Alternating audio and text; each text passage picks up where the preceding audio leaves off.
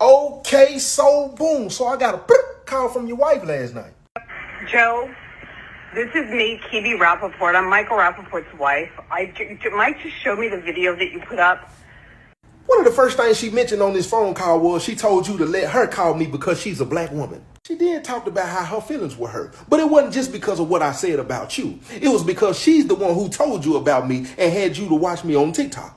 She said, I lay down and sleep with this man. I know how genuine my husband is. I know he would never do anything to get over you.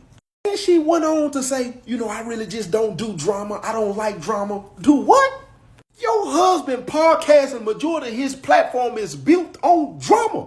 But see, this what really got me. Not only does your wife have double standards and she has her blinders on and she's biased because you're her husband, she thought I was some charity case, weak black man that was going to listen to her, boo-hoo her tears, apologize, and then tell her, oh, I'll delete the video.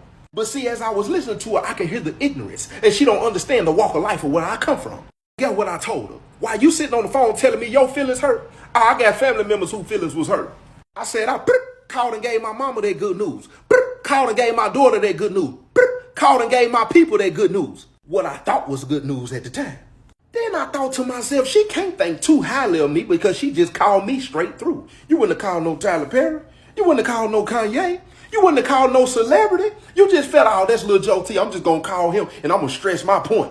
This what really took the icing on the cake, though. She said, as I was watching your video that night, I kept telling my husband, I think he's doing drugs. She said, because you kept sniffling your nose, and I corrected her, and I said, I've never done a drug a day in my life. And she proceeded to keep talking, and I corrected her again. After she said, yeah, I told him, look, he keeps sniffling his nose. I think he's getting high. And I told her again, I said, I've never done a drug a day in my life. She never took the time to acknowledge that I told her I ain't never done a drug.